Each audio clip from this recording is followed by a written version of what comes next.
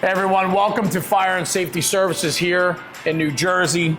Dave Russell, a friend, president of Fire and Safety Services. Thank you for having us. Oh, thank you for coming. Glad to have you. So this has been a fun year. We've worked on the 2024 calendar project together as a collaborative effort. We wanted to talk about the company and what you guys do, but more importantly, it's the customers and your own people. Everything we do, it's about developing relationships. I don't refer to them as customers, they're partners. We have partnerships probably with about 80% of the fire companies throughout the state at one point or another, whether it's service or selling them fire apparatus throughout the years. We're trying to grow into different areas and partner with different people and really make their dreams come true. They have an idea, they put it down on paper what they want, and we work with them to make it come from a concept to what you see here. And that's exactly it. And that's why we wanted to end the year here at the plant. So Dave, let's break down the 2024 project. We had a couple highlighted apparatus. We did 12 different apparatus. A couple that stand out to me, Lakewood, New Jersey, Chief Jonathan Yar. What a great build, right? I mean, part of the project was to document the apparatus because custom fire apparatus, there's so much that goes into the process, as we all know. So having a dynamic chief and apparatus committee absolutely matters at the time of the build. Having any kind of partner that knows what they're really looking for makes the whole process so easy. And having someone like Chief Yar, who started out as a mechanic and knows the systems inside out, rode the trucks from his time as a fireman, knows how things work in his community and how his community is best served with the apparatus they have, makes the whole project so much easier.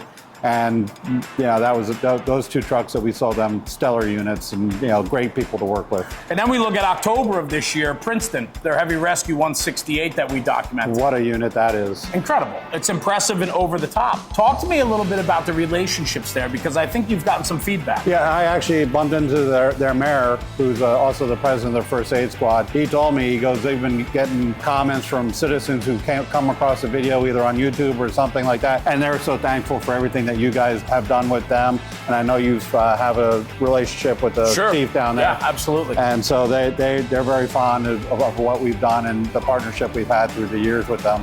What's fun about it too, right? It just goes back to the core mission of what you're doing here. You talk about your partners, not customers, partners. That's a great testament to what relationships, how relationships matter. Getting feedback from their municipality, from the mayor and other people within the community, because honestly, the fire company, the first aid squads, the EMS stations, we are the center of community. And so that's what you're doing. Yeah, fire trucks respond to everything. If a tone goes out, they don't know who to send. Who do they send? They send the fire department. It was that way when I rode in Metuchen. It's that way where you are. We are their problem solvers, and that's that's why we have the trucks as complex as they are, because we have to have trucks that can do a little bit of everything, whether it's getting a cat out of a tree or whether it's going down an embankment for a car wreck that went off the rails, so to speak. So Dave, we talked about the importance of your partners. Yes. But this was a calendar shoot. You wanted to profile 12 apparatus from across the state. Yeah, well, actually our customers for several years have been begging us to profile trucks. They kept on asking us, why do we want to get one truck, or why don't we get any trucks? And I keep on telling them Pierce sells over 400, 800 trucks a year. Right. They can only handle so many, trucks in the calendar.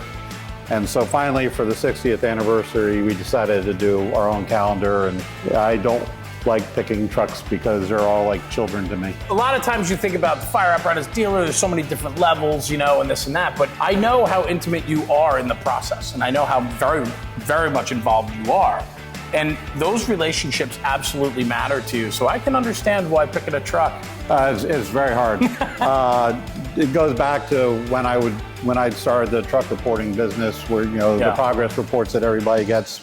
You watch that truck start from frame rail until finish, and you see that go through the line, and you get to know that truck becomes personal to you. So to sit there and have to pick 1 or 2 or 12 out of 40 something trucks, it's really hard to make sure you have the right balance and the right aesthetic for what you're looking for. But we had some stellar trucks. The Princeton truck that we're talking about earlier, that's a beautiful truck. Lakewood, fantastic customer, fantastic partner to be working with, to show their story. And that's what this is about, is really let the customer tell their story of their trucks and their community. And that's really why we wanted to partner with you this year. Wow. And make sure that that story got behind, because you can only tell so much from a blurb and a couple photos.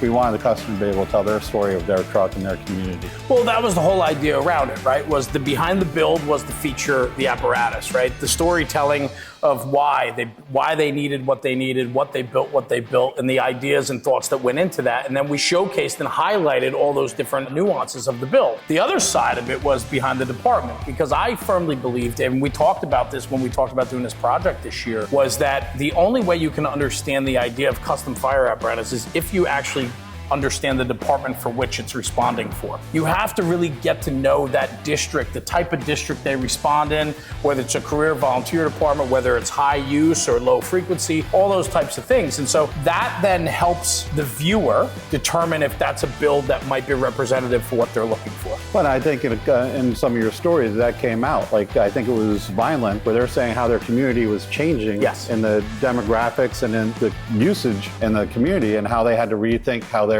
truck was responding. That's right. And completely had to rethink their traditional fire truck. And really, that's quite what we're having to deal with more and more every day, is trucks that were ordered 2-3 years ago are now getting delivered, and the truck committees are having to, on the fly make changes to meet what their community needs. It is a really interesting landscape right now for fire apparatus purchasing. It's very interesting. Longer lead times. Committees now are beginning the process earlier, which if they had a build that was planned for 2 years from now, they might be beginning that build process now because they need to expedite it because of the longer lead times. You think about it, in 2020, you could get a pumper in 9 months, right? Aerial in 12 months. Now you're 2.5 to 4 years, depending on the complexity, configuration. It's amazing how things have changed in the last 3 years. It sure has. And I think the other thing too, right, is that looking at these builds, it's fun to watch departments figure out that they have a lot of opportunity now. Talking about the builds, right? Different features and things that are brought forward. Looking at, say, a rear mount versus a mid mount, we're seeing a lot of changeover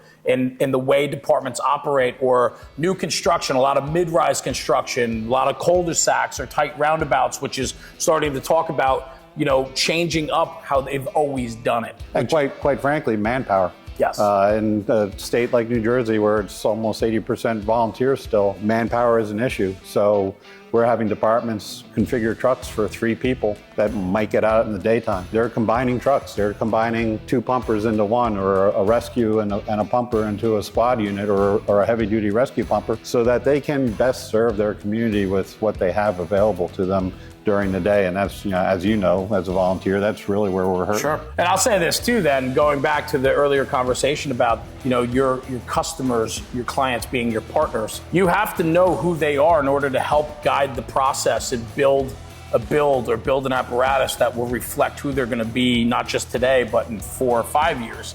And so that's where a true partner comes in, to know the makeup of the town, makeup of their department, and what they need. We tell our sales reps quite often, especially if they're meeting with a first-time customer or first-time partner, department that we've never sold to before, really spend time to find out where they see things going 2-3 years down the road. How has their manpower changed? Has there been new construction? The new affordable housing standards just got released, and that's going to be throwing things into a hot mess again. So you're going to be seeing towns that have been stable in their construction. That's right. Suddenly have to add, so many extra units. That's right. To meet new criteria. We're having to make sure that our guys are aware of these changes, so that they can explain it to the customer and see what options are available. And we're dealing with a lot of behind-the-scenes stuff with the purchasing agents because of the lead times, and trying to figure out how they can commit money now for a truck that's not coming for X number of months down the road. That's what I think is really interesting about all of this, is that the process has changed quite significantly only in the last few years. And that is where a true partner like Fire and Safety Services, a dealership that is committed to their customers, can help facilitate that ever-changing process. Yeah, I mean, in New Jersey, we have great competition. All of our dealers have been around for a long time that we compete against, so they're familiar with the landscape as well. And I'm not going to badmouth anybody about how they operate their business. Like I said, we try and be a partner and make sure that we're one with the department in the process that we're doing. We understand sometimes We're not going to get the truck because, price point, time of delivery or whatever. But while we're working with them, we're making sure that we're partnering with them and giving them the best information that we possibly can. And lastly to this conversation is New Jersey is a super unique place. And New Jersey runs from the most urban setting to the most rural setting, from the ocean to the mountains and everything in between.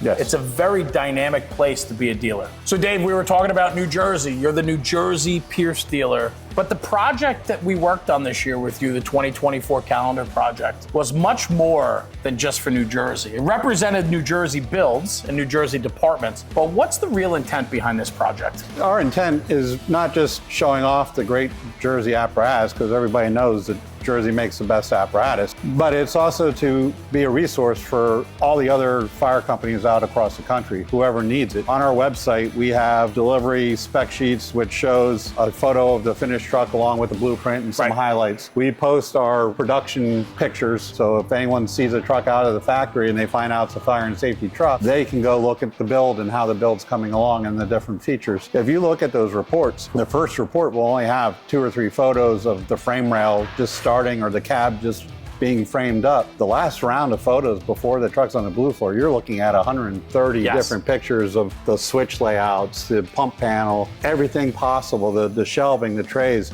And that's what fire and safety was founded on. Back in 1964, when Walt Runyon started fire and safety, one of the things, his whole concept was to be a resource for the fire and emergency services in the state. We started out as a loose equipment dealer. Things were changing in the mid-60s. Turnout gear was starting to become more and more prevalent. He wanted to be a resource so that people, if they bought something, they could come here and find out how to use it properly, how to use it safely. So it was always making sure that we're innovating and doing what the customer needed.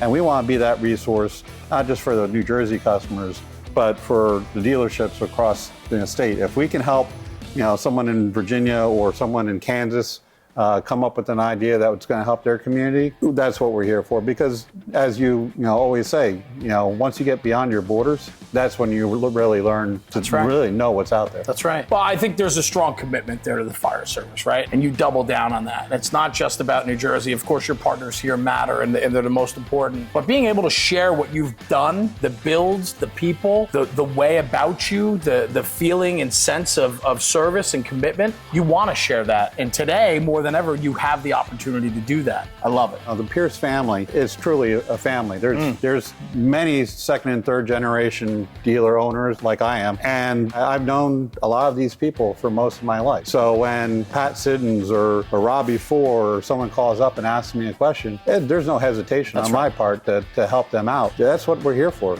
I mean, we're here to be a family and make the fire service better. You hear so often family, family, family, but what does that truly mean? I think you've just really encompassed all of it there. I think you put it all together and you guys show it. You live it every single day.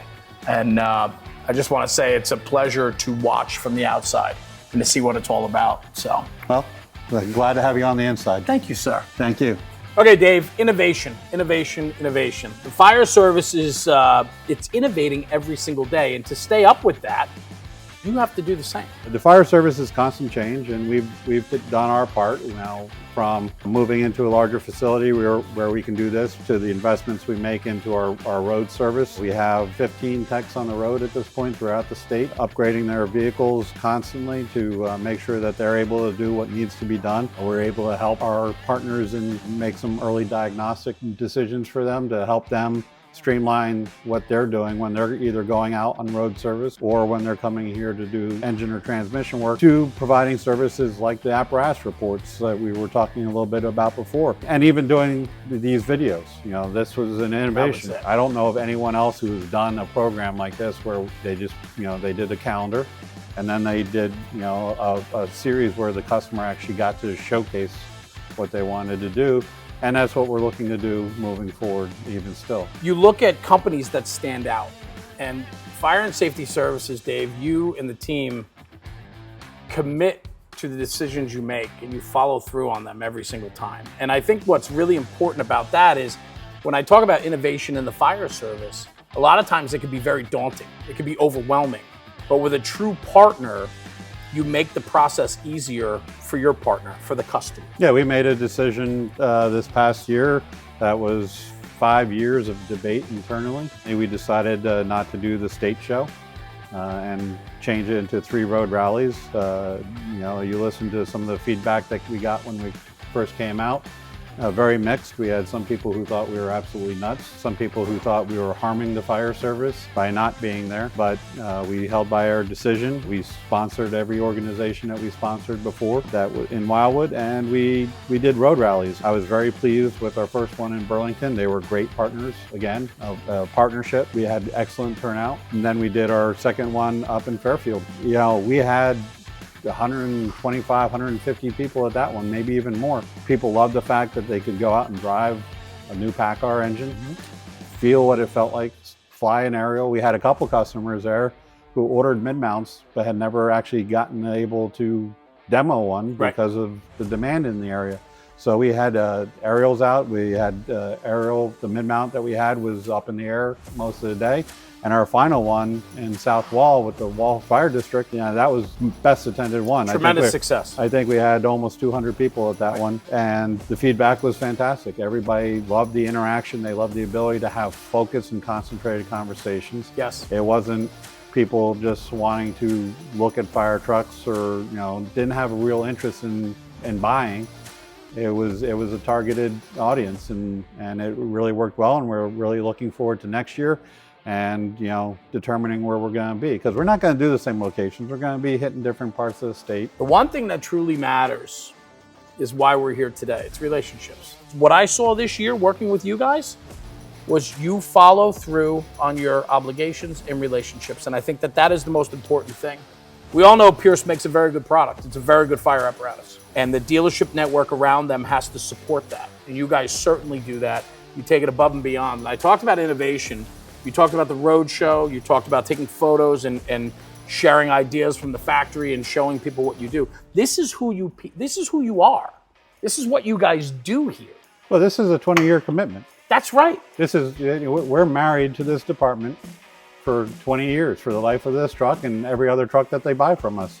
So it's a long-term relationship. We're not here to sell a truck and walk away. When we first moved into this building, we were probably 27 to 30 people. And we're now, including our per diem drivers, which we didn't have back then, we're 72, 73 people. And that's just because of the growth from our customers, our partners, and the trust that they put into us for 60 years. You guys celebrated your 60th anniversary, and part of that was launching the calendar project. You're willing to make changes. Yes. And you're listening to the customer, the partner. You're listening to them. And people are giving you feedback. They're explaining to you what they're looking for, what they want, what they need. What do you do with that? That's the character of the dealership. That's the character of Dave Russell and your team. It's what you do with that feedback from your partners is what sets you apart. We're rolling up on 2025. Everybody seemed to really be very positive about the calendar. The 2025 calendar will be coming out, and we will be partnering with you again for a similar project. I think what's going to be fun is we're going to focus on 4 different apparatus for the year, and instead of monthly like we did in 24, we're going to do quarterly. But I can guarantee you this, the quarterly release is going to be a lot more involved. People that are building fire apparatus are more educated than they've ever been before. So we need to innovate and help them along the way. When we got into this business years ago, you and I, way back when, specs were 27 to 40 pages long. That's it. Now they're 130. Right. And it's one of the things that I've loved about National Fire Radio from the get-go is you're taking it to the street and you're putting it out there for people to innovate with. You only know what you know. And so when building custom fire apparatus, there's a whole slew of opportunities and ideas and considerations that go into it. But if I'm allowed to broaden my perspective and see what other people are doing through channels, say like National Fire Radio or through the innovation with fire and safety services, like that is how we educate. And I think when we educate the fire service, we win. We all win. And I will say this, Dave, partnerships matter. I've seen it firsthand today. I've seen it throughout the year working with you and your team. Ashley's been incredible. I wish you tremendous success on the next 60 years. Thank you for allowing National Fire Radio to be a part of this. Congratulations on all your success. Thank you. Good. Guys, check out 2025, the calendar project, from the frame rails to the finish. We got something special coming out for you. We'll see you in January. For myself, Dave Russell here at Fire and Safety Services. We'll see you at the next one. Jeremy, National Fire Radio.